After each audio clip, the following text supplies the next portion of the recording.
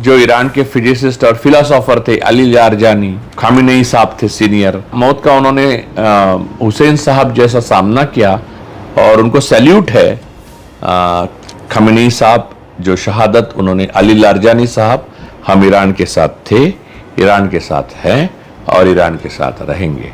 जो अंजाम होगा वो देखा जाएगा। हुसैन साहब का वो बात है ना कि जहां सत्य अकेला पड़े वहां मुझे याद कीजिए। इजराइल एक दिन बहुत जल्द खत्म हो जाएगा और फिलिस्तीन खुली हवा में सांस लेगा। भारत की सरकार जो है, मोदी, डोवाल और मोदी मित्र जो क्रोनीज है, वो नेतन्याहू की सारी पापों में शरीक है। लेकिन इस एक साल में और पाकिस्तान जो दुनिया भर में अब बन चुका है और पाकिस्तान इतना ताकतवर बन चुका है, पाकिस्तान प्रार्थना करता होगा, दुआ करता होगा अल्लाह के पास कि मोदी अमर हो जाए और हमेशा के लिए भारत के प्रधानमंत्री रहे। आज चीन पाकिस्तान के साथ है, ईरान पाकिस्तान के साथ है, रूस के साथ करीबी बढ़ रही है और दुनिया के जो सबसे इंपॉर्टेंट देश है including United states of America Pakistan के साथ है। भारत का कहीं नामो निशान नहीं है बचा। पाकिस्तान हर जगह प्लस प्लस हो गया। राफेल से लेके हमारे जेट फाइटर तक जो हुआ वो तो हमें पता ही नहीं चला। तो पाकिस्तान का जो 5 उंगलियां घी में है वो सिर्फ मोदी की वजह से है। भारत की 140 करोड़ जनता पाकिस्तान के सामने दुर्बल दिख रही है। अगर ईरान चाहता है तो इजराइल को पूरी तरह से तबाह कर सकता है। मोदी जी ऐसा कर रहे, हाथ मल रहे हैं। ऐसा लग रहा है उनके चेहरे से, उनको लग रहा है ये मीटिंग कब खत्म होगी, पता नहीं ये आदमी क्या बोलेगा मेरे बारे में। ईरान, रशिया और चीन, ये 3 देश युआन, तेल और आवाजाही, इसका पूरा एशियन कंट्रोल सब कॉन्टिनेंट में कंट्रोल करेंगे और पाकिस्तान इन तीनों के गुडबुक में आ गया। सबसे बड़ी मुश्किल भारत की जो बढ़ेगी वो कश्मीर के फ्रंट पे बढ़ेगी। कश्मीर को जो एबॉर्गेशन 370 गलत किया है अमित शाह ने एरोगेंसी में, उसका अंजाम हम आज नहीं तो कल ये हमारी गलत विदेश नीति की वजह से भुगतेंगे। हमारी तुलना चीन से हो रही थी, अब पाकिस्तान भी हमसे पीछे, हम पाकिस्तान से पीछे अब होते हुए नजर आ रहे हैं। पाकिस्तान अब दुनिया में ऐसा लग रहा है कि पीस लविंग देश बन चुका है। ईरान की इस पूरी जंग को आप किस तरह से देखते हैं? इसे जीत मानी जाए, किस तरह से देखते हैं? देखिए, जब हम ये बात कर रहे हैं, हर पल हर क्षण इस युद्ध का जो परिणाम है और युद्ध की जो सारी स्थितियां हैं वो बदल रही है। 2 दिन पहले ईरान और अमेरिका में पीस का एमओयू, शांति का प्रस्ताव का एमओयू हो गया है। एमओयू होना और उस पर पेशकियानी और प्रेसिडेंट ट्रम्प की सिग्नेचर होना और उसमें मध्यस्थता के लिए शहबाज शरीफ जो इस्लामाबाद के यानी पाकिस्तान के मुखिया हैं, उनकी सिग्नेचर होना, ये अपने आप में एक ईरान की जीत है। और ईरान की एक महान जीत है इसलिए क्योंकि 2 न्यूक्लियर स्टेट और 10 देशों के खिलाफ वो अकेला जंग लड़ा और जीती। अब इजराइल नहीं चाहता कि ईरान की ये जीत हो, वो ईरान को निगलना चाहता था और टर्की को भी निगलना चाहता है। और इस हवस को, इसको हवस ही कहेंगे, इजराइल की और ज़ायोनिस्टों की इस हवस को मूलतः मिटा देने की अब दुनिया को जरूरत दिखने लगी है। नेतन्याहू वॉर क्रिमिनल तो है ही, लेकिन इतने भ्रष्ट आदमी और दुष्ट आदमी है कि उनकी वॉर क्रिमिनल होने के बाद उनको कई जगह से वारंट निकल चुके हैं। वो भ्रष्ट है, इसलिए उनके देश में उनकी इंक्वायरी हो रही है और उससे बचने के लिए वो निरंतर अपने खुद के देश को, जो सो-कॉल्ड देश इजराइल, उसको युद्ध में झोंक रहे हैं। तो ईरान ने न्यूक्लियर पावर ना होने के बावजूद अपने बैलिस्टिक मिसाइल, अपनी रणनीति और अपनी स्ट्रैटेजिक जो बातचीत करने के तरीके हैं, उसके बल पे जीत हासिल की। सिर्फ इतनी ही बात की जीत नहीं है, ईरान के साथ और 2 चीजें थी। एक ईरान के साथ सत्य था और दूसरी नैतिकता थी। आपने देखा कि एप्स्टीन फाइल में या एप्स्टीन क्लास में या किसी भी भ्रष्टाचार में या किसी भी कांड में या किसी भी क्रोनीज के साथ या किसी भी पैसे की लेन देन में ईरान का कोई नेता आपको कभी नहीं दिखाई दिया। उल्टा जो ईरान के फिजिसिस्ट और फिलोसोफर थे अली लारजानी, जो खामेनेई साहब थे सीनियर, और कई नेता थे, वो बेदाग थे, निडर थे। मौत का उन्होंने हुसैन साहब जैसा सामना किया, मौत का स्वीकार किया, और उनकी जो नैतिकता थी उसका फल है कि ईरान जीत गया। और यहाँ दूसरी तरफ इजराइल और अमेरिका की जो शीर्ष नेतृत्व है वो पूरी तरह से भ्रष्टाचार में लिप्त है, इमोरल है, अय्याश है, और मानवता की हत्या के बाद जो खून निकलता है उस खून से उनके हाथ रंगे हुए हैं। और मुझे लगता है कि नेतन्याहू और उनके दोस्त, उनका भी वही हश्र होना चाहिए जो हिटलर और उनके साथियों का हुआ था, और वो ईरान ने उसकी शुरुआती पहल ईरान ने कर दी। ये ईरान की निस्संदिग्ध रूप से एक बहुत बड़ी जीत है, और इजराइल एक दिन बहुत जल्द खत्म हो जाएगा और फिलिस्तीन खुली हवा में सांस लेगा। सच्चाई यह है कि नरेंद्र मोदी और नेतन्याहू बहुत करीबी हैं और ये बार बार वहां पर जाते हैं, उस पर भी हम बात करेंगे। लेकिन आपको लगता है कि दुनिया ने पैलेस्टीन के समय जिस तरह से कड़ा रुख लेना चाहिए तो नहीं लिया, वरना नेतन्याहू को तभी रोक लिया जा सकता था और ईरान को आकर बताना पड़ा कि जंग कैसे लड़ा जाता है। जब दुनिया भर की इकोनॉमी का कंट्रोल ईरान ने अपने हाथ में लिया और बताया कि कैसे वॉर होता है, तब जाकर हर कोई को अब याद आ रहा है या समझ में आ रहा है कि नेतन्याहू कितना गलत कर रहे हैं। दुनिया के कायरों की ये रीत है कि जो बलवान दिखता है उसके पैर पकड़ो। भारत की सरकार जो है, मोदी, डोवाल और मोदी मित्र जो क्रोनीज है, वो नेतन्याहू की सारी पापों में शरीक है। वरना ईरान की युद्ध से एक दिन पहले वहां मेडल, जो सबसे costliest medal on the earth बोलते हैं, वो पहनने के लिए क्यों जाते मोदी? तो उनके सारे जो नेतन्याहू के पाप है उनमें ये नेतृत्व भी लिप्त है। तो हमारे क्रोनीज ने उनको हथियार दिए, हमारे क्रोनीज ने उनकी सहायता की, उनके पोर्ट और इसका निगरानी की, जो कि बाद में ईरान ने ध्वस्त कर दिए। ये सब उसके बावजूद कि ईरान हमारा सबसे करीबी और पुराना दोस्त था। मोदी को इजराइल से कुछ मिल रहा है या कुछ छुपाया जा रहा है इजराइल द्वारा, इसलिए भारत पूरा इजराइल को बेचा गया है। हम पहले भी कहते थे कि इतने सिविलाइजेशन से हम एक दूसरे को जानते हैं, फलाना ढिमकाना, इतनी बात ये नरेंद्र मोदी खुद भी कह चुके हैं। और उसके बाद आपकी चुप्पी और उसके बाद पाकिस्तान का बाहर आकर एक तरीके से मध्यस्थी करना। हम एक साल से हम देख रहे थे पहलगाम में जब हमला हुआ, इन्होंने सांसदों को दुनिया भर में भेजा दिखाने के लिए कि पाकिस्तान कैसे एक टेररिस्ट स्टेट है, कैसे वहां पर टेरर को फंड किया जाता है। लेकिन इस एक साल में भारत की नहीं कहूंगा, लेकिन नरेंद्र मोदी का एक स्टैंड और पाकिस्तान जो दुनिया भर में आप बन चुका है, ये कितना बड़ा आप एक धोखा मानते हैं भारत के लिए, हमारे इंटरनेशनल रिलेशंस के लिए? और पाकिस्तान इतना ताकतवर बन चुका है जो मुझे लगता नहीं है कि मनमोहन सिंह या कांग्रेस की सरकार में उनकी हिम्मत भी होती इतना करने की। देखिए, पाकिस्तान मोदी आने से पहले अलग थलग पड़ा था। पाकिस्तान प्रार्थना करता होगा, दुआ करता होगा अल्लाह के पास कि मोदी अमर हो जाए और हमेशा के लिए भारत के प्रधानमंत्री रहे। क्योंकि पाकिस्तान को जो बरकत मिली है मोदी की विदेश नीति के कारण, वो न भूतो न भविष्यति ऐसी है। क्योंकि आज चीन पाकिस्तान के साथ है, ईरान पाकिस्तान के साथ है, रूस के साथ करीबी बढ़ रही है, और दुनिया के जो सबसे इंपॉर्टेंट देश है including United states of America, Pakistan के साथ है। वो जो एग्रीमेंट हुआ है अमेरिका और ईरान में, वो इस्लामाबाद ट्रीटी से जाना जाता है।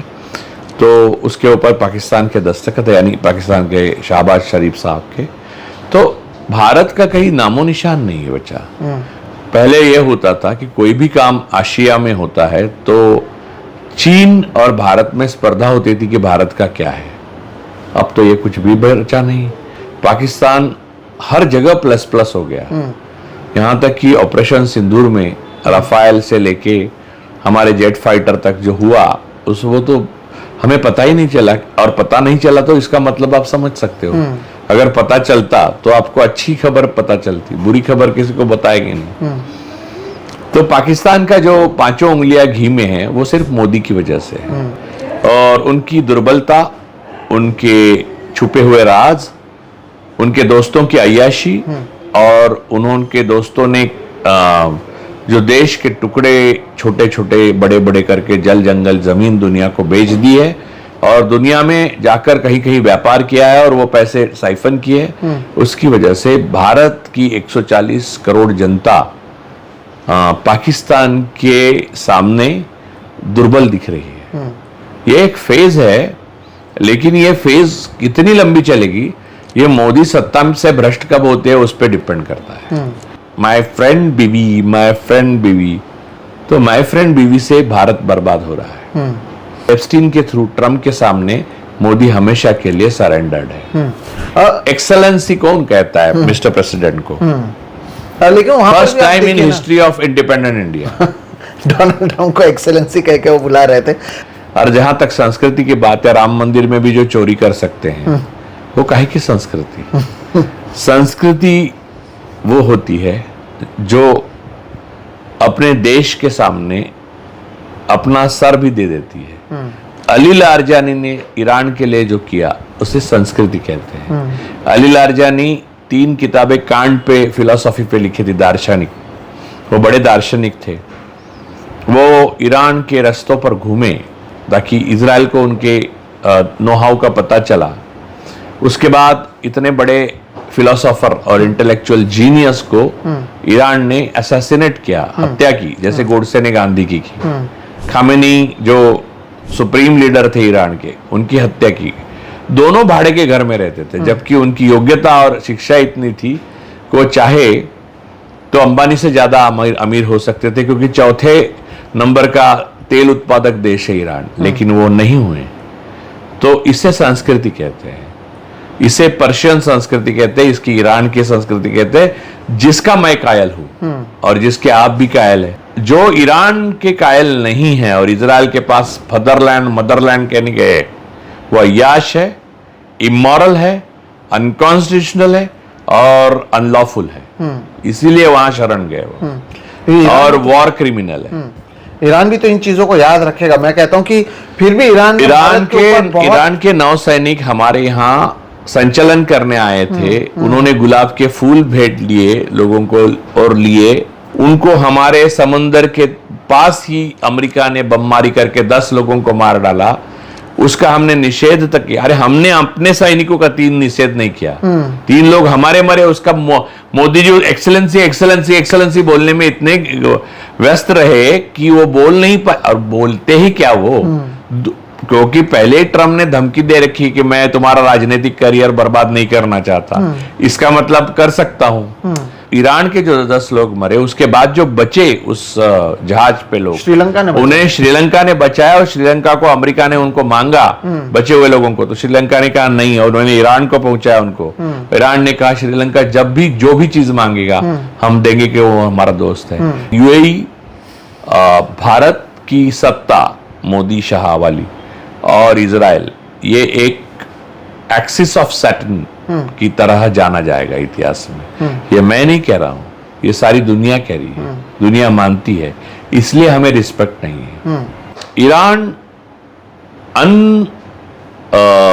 डिस्प्यूटेड सुपर पावर के रूप में जन्म ले चुका है, और स्टेट ऑफ हॉर्म्यूज वो फांसी का फंदा है जो सबके लिए ऐसा बन चुका है कि इजराइल कहीं कुछ करता है तो ईरान, स्टेट ऑफ हॉर्मुज एक चीज है, अगर ईरान चाहता है तो इजराइल को पूरी तरह से तबाह कर सकता है। इजराइल को तबाह नहीं करता ईरान, इसकी एकमात्र वजह है कि ईरान का उद्देश्य सिर्फ सेल्फ डिफेंस है। ईरान का उद्देश्य किसी राष्ट्र को, इजराइल जैसे गाजा, लेबनान और अब तुर्की को करना चाहता है, वैसे नष्ट करना नहीं है। ईरान एक संस्कृति है, इजराइल एक टेरर प्रोजेक्ट है, दोनों में फर्क है। और हमारे प्रधानमंत्री और उनके जो गिरोह है, उन्होंने टेरर प्रोजेक्ट को दोस्त चुना, ना कि एक संस्कृति को। नेतन्याहू ने कहा मोदी जी हम लोग ईरान पे हमला कल कर रहे हैं, ईरान को 3-4 दिन में खत्म कर देंगे और बाद में जो तेल वेल है वो बांट लेंगे, आप और हम दोस्त है ही, और अमेरिका भी हमारे साथ है। तो अमेरिका साथ है तो देखिए, मोदी जी ने हमेशा अमेरिका को सर्वोपरि माना है। तो वो गए, उनको लगा 3 दिन में ईरान खत्म, फिर तेल का कुआं सारा बीवी का नहीं, बीवी नेतन्याहू का। तो और फिर अमेरिका साथ में है ही, तो उनका आशीर्वाद है। ट्रेड डील तो क्या लोगों को ही बेचना है, वो तो बेच देंगे भारत के लोगों को। लेकिन सब उल्टा हो गया। यहाँ तक ऐसी हालत होगी कि नेतन्याहू की कुर्सी पे आंच आ गई।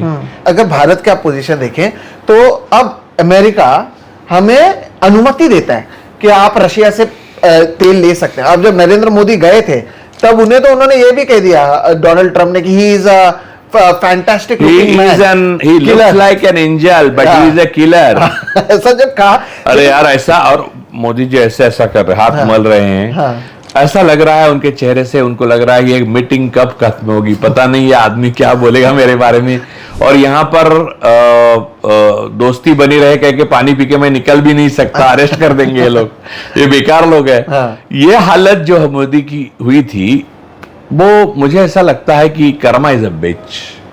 आपके कर्म आपका पीछा करते आते हैं और आपको सूद समेत देते हैं। अभी खत्म नहीं हुई कहानी अभी आगे है, वो देखेंगे आप। ये भारत के लिए बड़ा शर्मनाक दौर है, और सिर्फ शर्मनाक नहीं, क्राइम अगेंस्ट ह्यूमैनिटी का दौर है।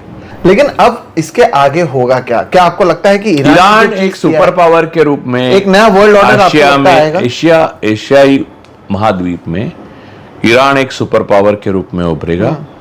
ईरान,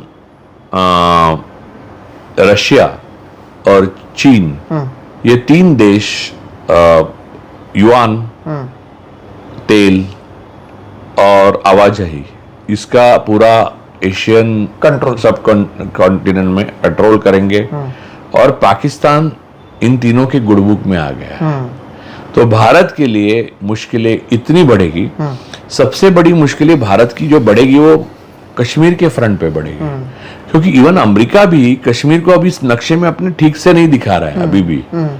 तो भारत के लिए कश्मीर को जो एबॉर्गेशन 370 गलत किया है अमित शाह ने एरोगेंसी में, उसका अंजाम हम आज नहीं तो कल ये हमारी गलत विदेश नीति की वजह से भुगतेंगे।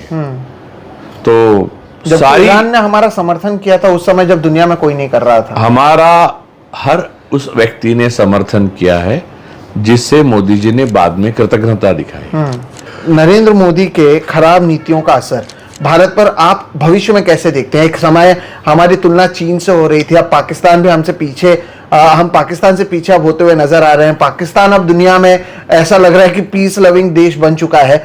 ऐसे में इस सब का एक जो हम सुपर पावर की बात ये 2014 के बाद भले करते हो, 2014 के पहले जिस तरह से हम एक उभरता हुआ सुपर पावर थे, दुनिया भर में हमारे नाम हो रहे थे। 2008 में मनमोहन सिंह ने जब दुनिया भर की इकोनॉमी पर असर पड़ रहा था, भारत में पड़ने नहीं दिया, आईटी हब हम बन रहे थे। वहां से ऐसे लेवल पर आ गए हैं कि अब खुद जो एआई के सीईओ होते हैं वो कहते हैं कि भारत में जो एआई का समिट है वो इस तरह का हो गया था कि किसी भी चीज को सही से ये लोग कर नहीं पा रहे थे। टेलीग्राम के मालिक भी हमारे लिए जो कह रहे हैं वो कुछ अच्छा नहीं कह रहे हैं।